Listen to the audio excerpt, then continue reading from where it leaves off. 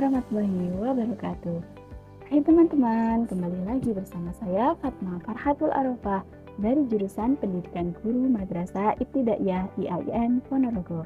Saya mendapatkan tugas dari beliau Bapak Lukman Hakim selaku dosen keterampilan berbahasa dan kesusastraan untuk membuat sebuah video yang membahas tentang analisis wacana kritis. Nah, sebelum kita mengetahui pengertian dari analisis wacana kritis, kita harus tahu terlebih dahulu pengertian dari wacana itu sendiri. Wacana kita ambil pengertian dari KBBI atau Kamus Besar Bahasa Indonesia. Wacana artinya komunikasi verbal atau satuan bahasa terlengkap yang direalisasikan dalam bentuk karangan atau laporan seperti novel, artikel, pidato, khotbah. Terus pengertian yang kedua yaitu menurut Foucault.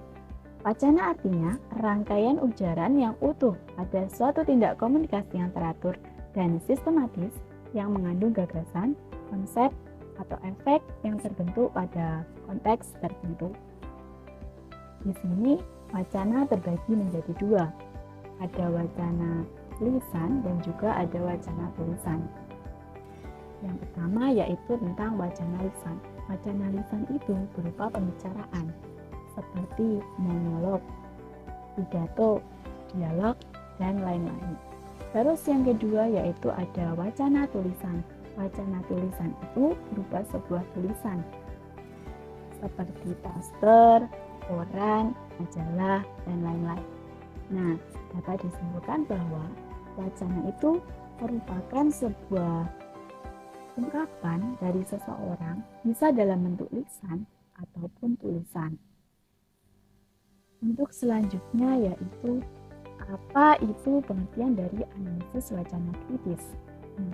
Analisis wacana kritis adalah menganalisis fenomena wacana yang berhubungan dengan sosial masyarakat dan untuk menganalisis wacana terhadap ilmu lain yang terdapat pada ranah politik, ras, gender, budaya, dan kelas sosial.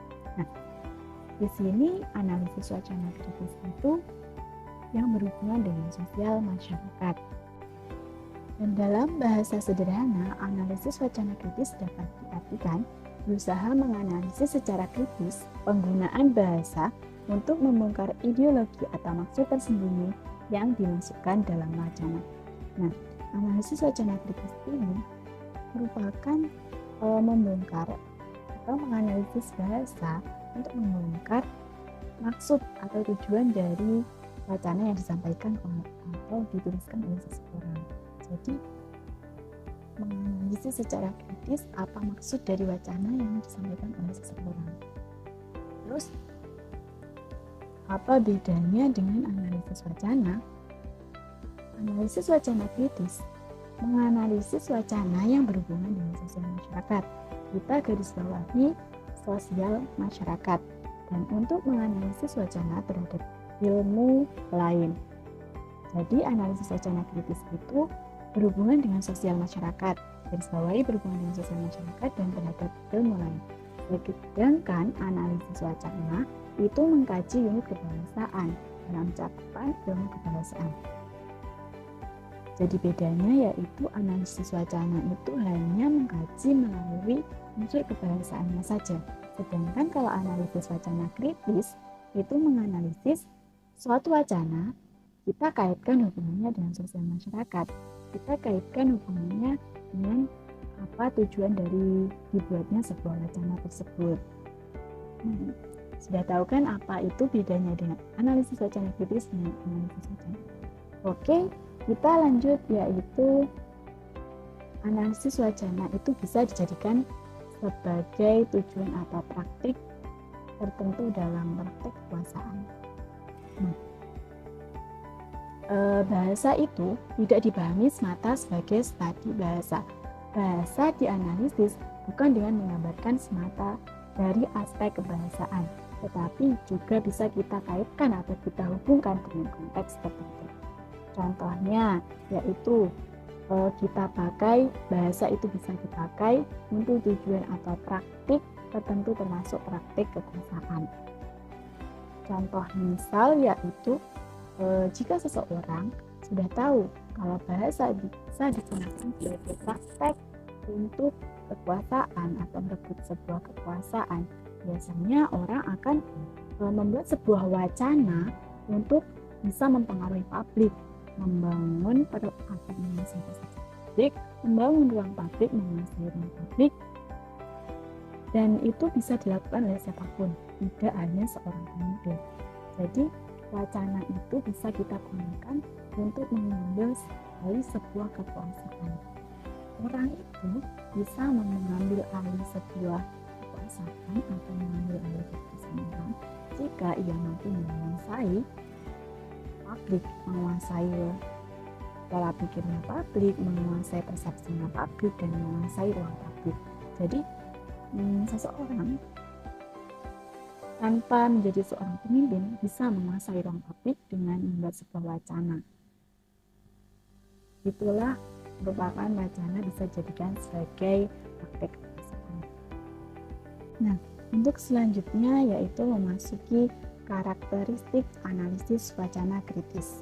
Nah, karakteristik analisis wacana kritis itu yang pertama ada tindakan.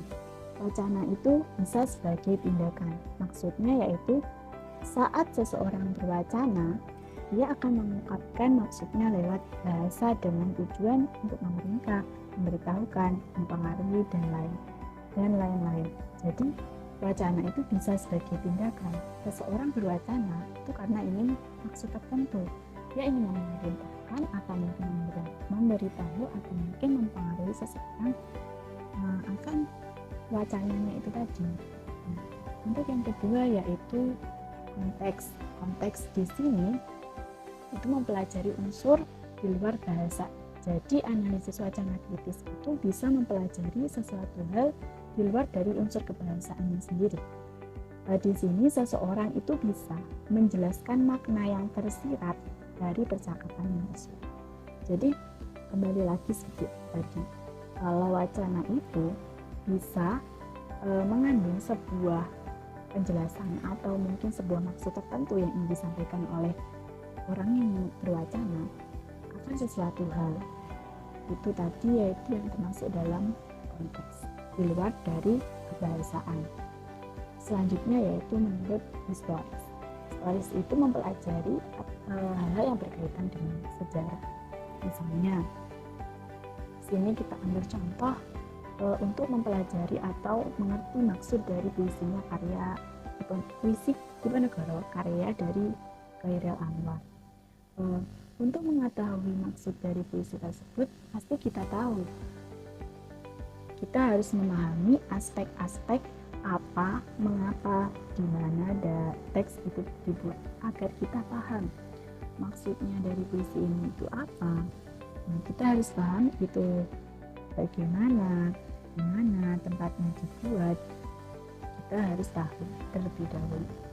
Terus yang ketiga yang keempat yaitu kekuasaan, di mana kita kembali ke awal bahwa aspek kekuasaan itu pasti AWK itu atau wacana itu bisa mempengaruhi aspek kekuasaan seseorang.